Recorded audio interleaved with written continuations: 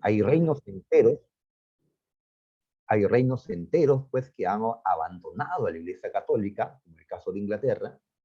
Así que todo esto llevó a un debilitamiento de la Iglesia Católica. La Biblia ahora está siendo traducida, pues, a las lenguas nacionales, al inglés, al alemán, ¿no? A distintas lenguas, donde la Reforma ha triunfado, y la Iglesia Católica ya no puede impedirlo. El capitalismo se desarrolla más ahora, se desarrolla más bajo la influencia del protestantismo. Ahora la burguesía, con las ideas de que el éxito en sus negocios era una señal de bendición de Dios, como ahora afirmaban los calvinistas, pues los llamó a seguir trabajando en sus negocios, a seguir multiplicando, pues, sus bienes.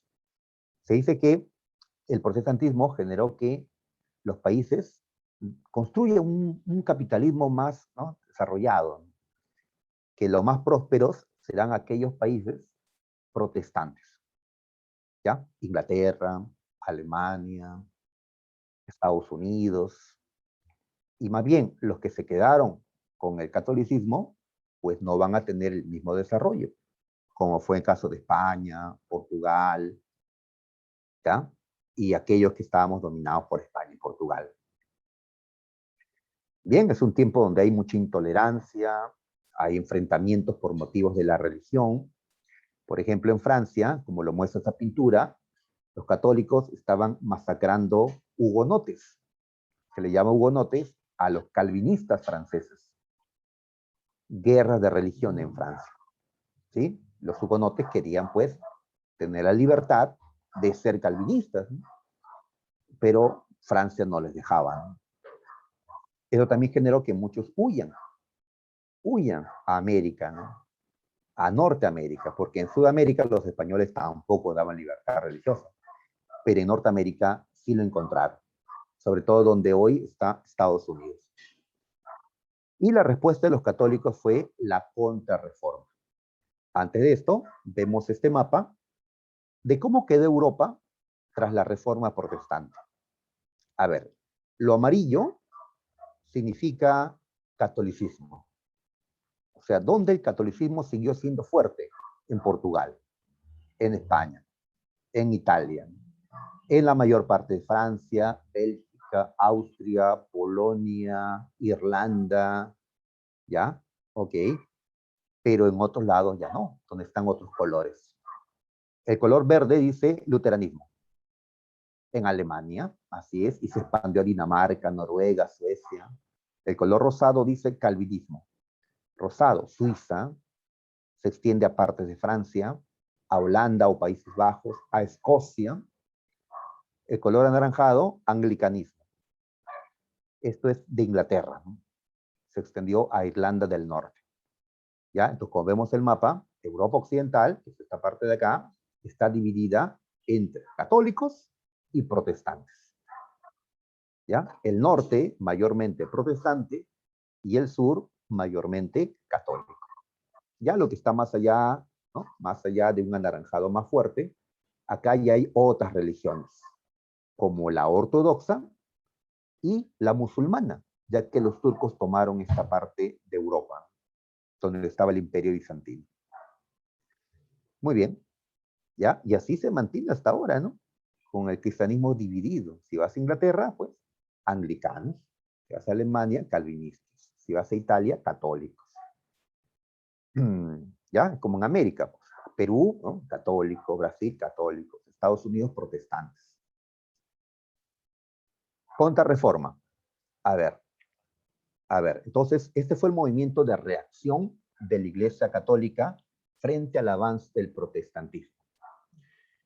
Esto se inició con una reunión, el Concilio de Trento. Ahí vemos esta reunión que fue convocado por el Papa Pablo III, una reunión en Italia, ¿ya? A mediados del siglo XVI.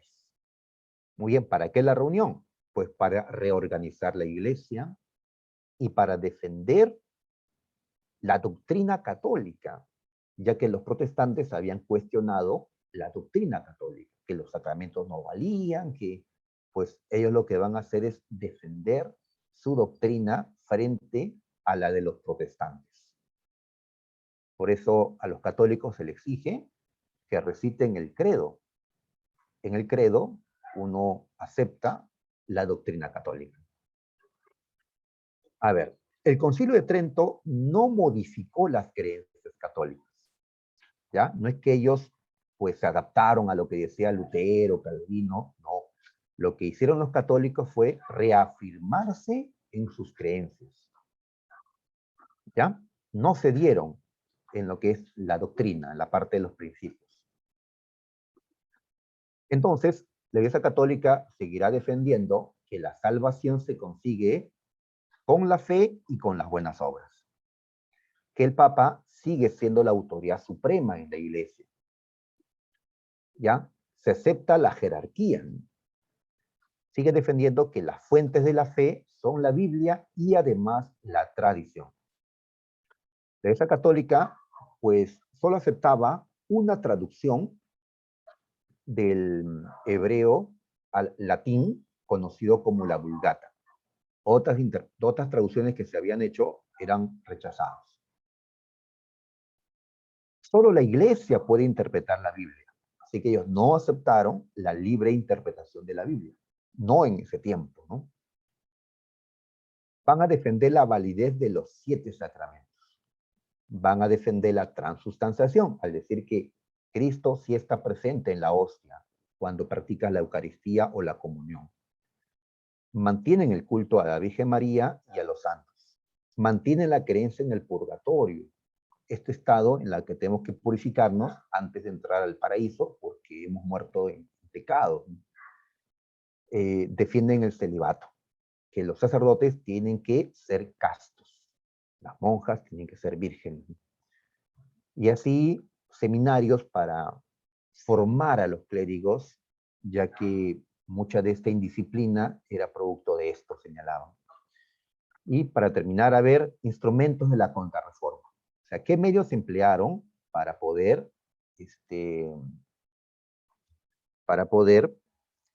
enfrentar a los protestantes? A ver, ¿qué decimos? Tenemos al tribunal.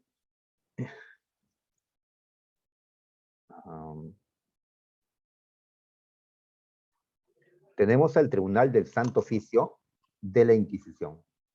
Es decir, la Inquisición, que era una institución que ya estaba, pues, ya en desuso, se reactiva para poder perseguir a los protestantes, luteranos, calvinistas. ¿En qué momento mi mouse se queda sin batería? ¿Ya? Ahí está.